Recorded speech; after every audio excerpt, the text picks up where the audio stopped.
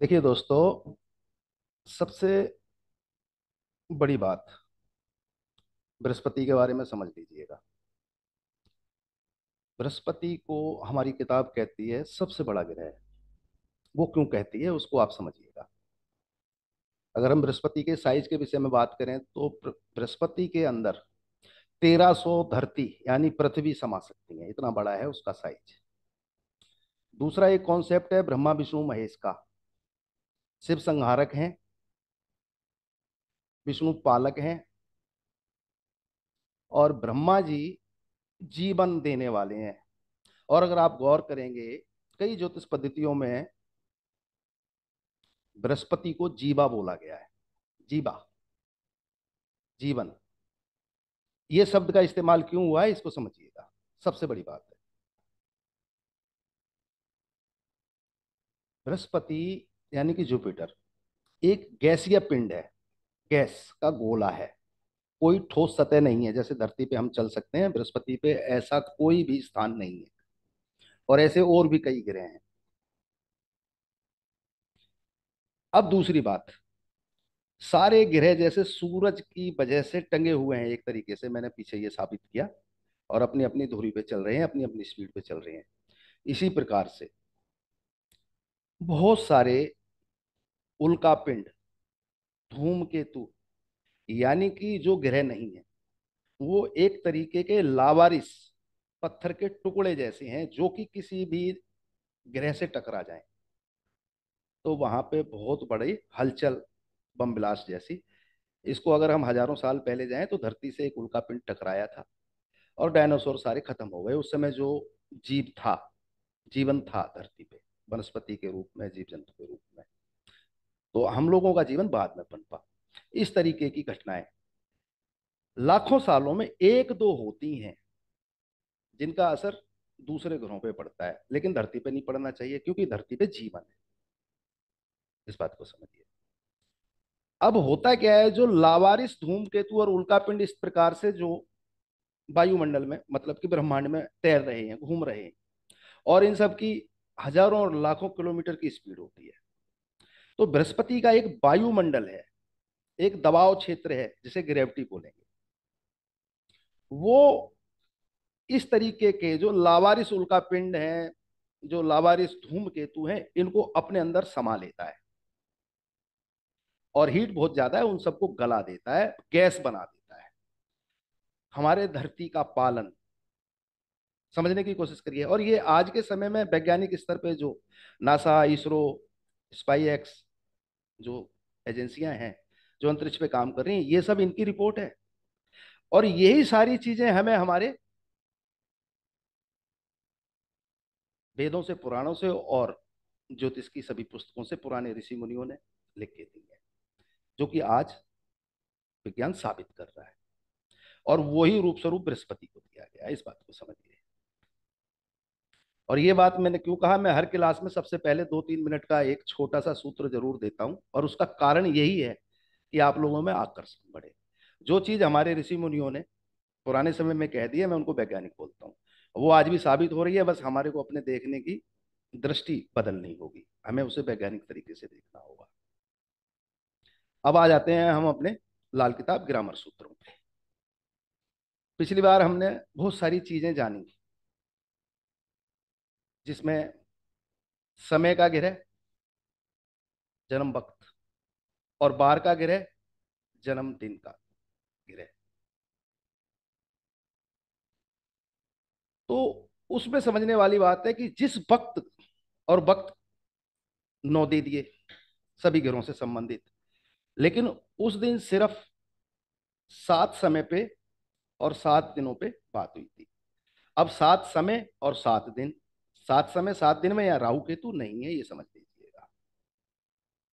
मैं कोशिश करूंगा आप लोगों के सामने एक पोस्टर रखा जाए, तो उससे आप लोगों को सुविधा रहेगी। एक सेकंड लेता हूं, क्योंकि ये पोस्टर थोड़ा साइड में हो गया है। एक सेकंड। अब इसमें पोस्टर में थोड़ी दिक्कत आ रही है, मैं ऐसे ही शुरू करता हूं, इसको समझिएगा। क्योंकि वो मेरा जो ऑफिस का कंप्यूटर है उसमें सारी सेटिंग है, और यहाँ लैपटॉप में मैंने सेटिंग की थी और वो फिर गड़बड़ हो गई, मेरी आंखों से निकल चुकी है। आप लोग सभी जानते हैं कि सभी दिनों के 7 वार हैं, सभी ग्रहों का अपना वक्त है, जिसमें मैंने सुबह सवेरे, सुबह सादिक जो हमारी किताब के सूत्र बोलते हैं, वो केतु का समय बोला। लेकिन उस केतु के समय में हमें जो समझने वाली बात है वो ये है कि, नमस्ते सर। जी नमस्कार नमस्कार, जो समझने वाली बात ये है, केतु का संडे के अलावा, रविवार के अलावा, केतु से संबंधित होगा जो सूरज निकलने से पहले के 2.5 घंटे होते हैं। और दूसरा मैंने बताया था राहु का समय। राहु का समय होता है जब सूरज डूब जाता है, और ये हमारे मौसम के बदलाव के कारण अलग अलग समय परिवर्तन होता रहता है। सर्दियों में सूरज जल्दी छुपता है, तो राहु का समय शुरू हो गया। इस प्रकार से गर्मियों में सूरज देर तक निकला हुआ रहता है, देर से छुपता है, तो देर से राहु का समय शुरू होता है। लेकिन राहु से बृहस्पति का भी संबंध है। अब इसको समझिए, जब बृहस्पतिवार के दिन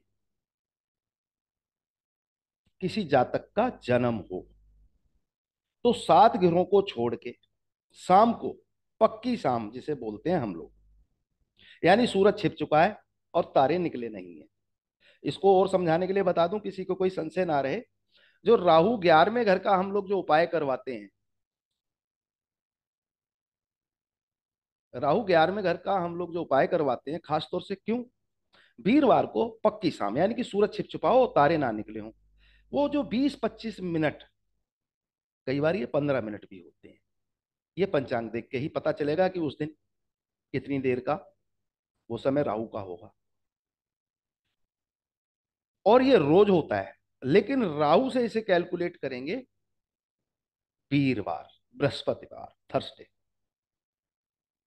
और जो केतु का सुबह सादिक है वो सूरज से काउंट करेंगे। यानी कि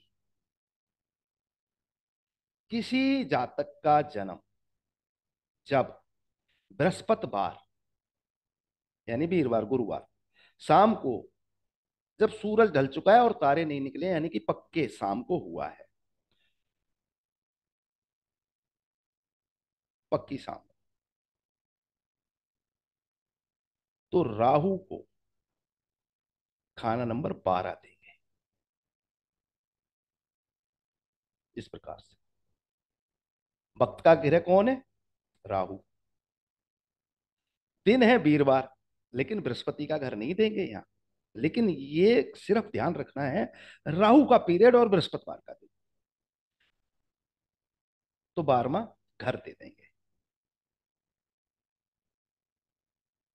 और सुबह सादिक, यानी कि सूरज निकलने से पहले, अब वो सूरज निकलने का टाइम भी परिवर्तनीय है, आप जानते हैं। उस समय विशेष पे जब जन्म हो, लेकिन दिन यहां गिनना है रविवार, इतवार, संडे जिसे बोलते हैं, तो वहां केतु को खाना नंबर 6 देंगे। इस प्रकार से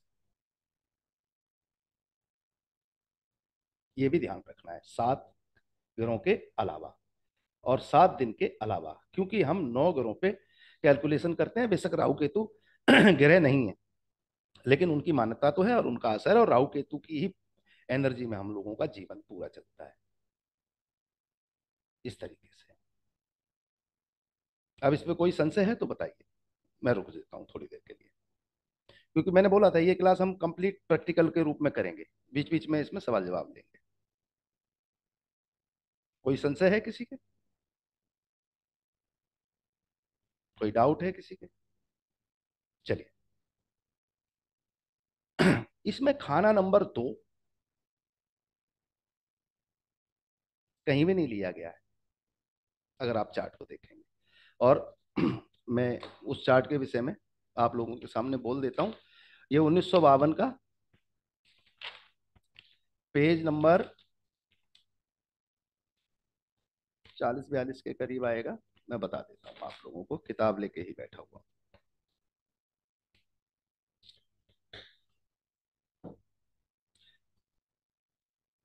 इसमें खाना नंबर 2, जो कि धर्म स्थान है।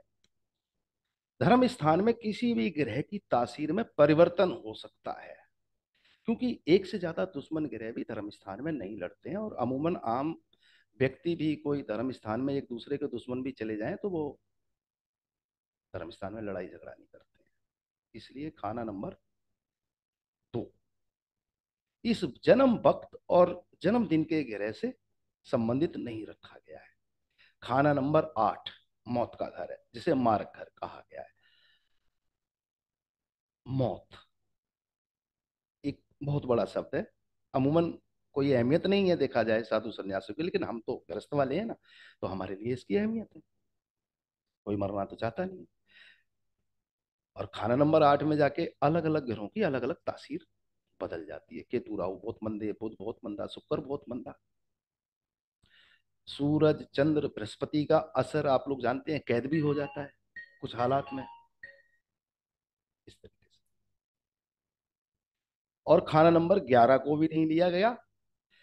11 को हम धर्म अदालत बोलते हैं, जहां पे शनिचर बृहस्पति की कसम खा के, बृहस्पति का हलफ उठा के न्याय करने की कसम खाए बैठे हुए हैं। इसी प्रकार से खाना नंबर 5 भी इसमें शामिल नहीं किया गया, क्योंकि ये हमारी अगली पीढ़ी से संबंधित है, हमारी संतानों से संबंधित। इन कारणों से जन्म वक्त के ग्रह और जन्मदिन के ग्रह, इस कॉन्सेप्ट में जन्म कुंडली के 4 खाने जोड़े नहीं गए हैं। वो 4 खाने कौन से हैं? खाना नंबर 2, खाना नंबर 5, खाना नंबर 8 और खाना नंबर 11। इनको इस कॉन्सेप्ट से दूर रखा गया है जानबूझ के, इस प्रकार से समझ लीजिए, इस कारण से। और ये सब किताब के ही है, इसमें मैंने कुछ अलग से नहीं दिया है। मैं आपको ये भी बता देता हूँ, इसमें कुछ अलग के लायक होता तो मैं अलग से जरूर बोलता, इस बात को समझ। लेकिन मुझे जो बोलना है उसको समझने की कोशिश करिए। सुबह सुबह रविवार का दिन, केतु को खाना नंबर 6 मान के चलिए, और शाम को राहु का वक्त, बृहस्पतिवार, वो से राहु से संबंधित मान के चलिए। बाकी 7 ग्रहों के दिन और वक्त आपको पिछली क्लास में पूरी तरीके से क्लियर कर दिए थे, इसको समझिए। अब दोस्तों सबसे बड़ी बात है कि इसको 35 साला में किस तरीके से इस्तेमाल किया गया है। जन्म वक्त का गिरह, किस्मत का गिरह, जन्म दिन का गिरह, किस्मत को जगाने वाला, ऐसे। यानी कि जब जन्म वक्त का गिरह, पहले तो इसको समझिए, जन्म वक्त का गिरह कभी भी मंदा असर देगा नहीं। गलती से कुछ कारणों से दे दे तो उसका इलाज उसी का दूसरा रूप जो असली बैठा है। मान लीजिए एक उदाहरण, कि किसी के जन्म वक्त का ग्रह शनिचर है, मेरा शनिचर ही है, और मेरा जन्म बुधवार का है, तो बुध को दिया 7वां घर, तो शनि 7वें घर में बैठ गया। पहली तो इसमें कंडीशन है कि शनि अमूमन बुरा फल देगा नहीं, एक। लेकिन ये शनि दिखावटी है, ये वहां पे लिखा हुआ नहीं मिलेगा आपको सॉफ्टवेयर से या कुंडली बनाने पे। ये आपको अपने दिमाग में रखना पड़ेगा कि फलाना ग्रह कहाँ बैठा हुआ है। लेकिन अगर गलती से, खुदा ना खास्ता, वो बुरा असर दे दे, क्योंकि जो दूसरा शनिचर है अगर वो पापी हो जाए तो उस पर थोड़ा नेगेटिव असर चला जाएगा, क्योंकि असली ग्रह खराब हो गया तो थोड़ा असर चला जाएगा। और असली ग्रह बहुत ज्यादा कारणों से भी, कई बार जैसे शनि के लिए, एक तो पापी हो जाना, एक जाति स्वभाव मंदा हो जाना, शनि के लिए ही समझ लीजिए। एक तो पापी हो जाना शनि का, पापी हो जाना, राहु और केतु से मुश्तरका हो जाना, किसी भी हालात में दृष्टि में आ जाना, साथ या साथ ही ग्रह बन जाना। ये कल भी ग्रुप में हमारी चर्चा चली है। तो शनि थोड़ा यहां से कमजोर हो गया। तो संभव है कि जो किस्मत का गिरह है, जिसको मैंने एक 10वें घर की बात कह दी थी, 10वां गिरह बाकी है कोई नहीं, गिरह नहीं है, तो इन हालात में हल्का फुल्का अगर वो मंदा असर दे दे, अमूमन देता नहीं है लेकिन दे भी दे, तो ये तो वक्त का गिरह था। अब दिन के गिरह से उसका उपाय हो जाएगा। दिन क्या था? बुधवार। अब दिन के गिरह से क्यों होगा? क्योंकि वो गिरह उसी के घर में बैठा हुआ है, इसलिए। तो मैं इसको उदाहरण स्वरूप बोलूं, मेरा शनि 7वें घर में, बुध के पक्के घर में माना गया, जन्म वक्त और जन्म दिन के अनुसार, और वो अगर मंदा दे दे असर, तो मैं बुध के उपाय करके उसको बचा सकता हूं। शनि का इलाज हो जाएगा बुध का उपाय करके। अब इसी नियम में खाना नंबर 2, खाना नंबर 5, खाना नंबर 8 और 11 को दूर रखा गया, क्योंकि इन घरों की तासीर थोड़ी अलग तरह की है। ये कारण था इनकी तासीर अलग होने के कारण।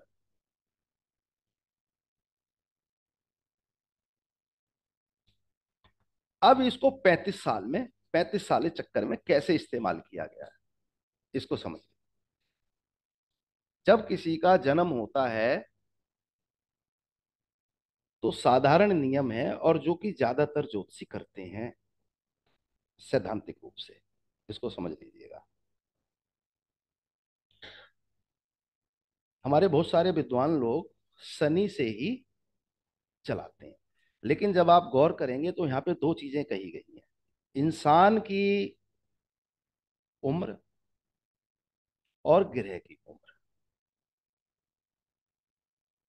इन दोनों में मतभेद है। ये दोनों चीजें अलग अलग हैं, ये इकट्ठी नहीं है, एक नहीं। मेरा जन्म वक्त का ग्रह शनिचर, अब यहां पॉइंट नोट करिए, मेरा अगर 35 साल चक्कर शुरू होगा तो मेरा शनि के समय से ही शुरू होगा। क्यों होगा?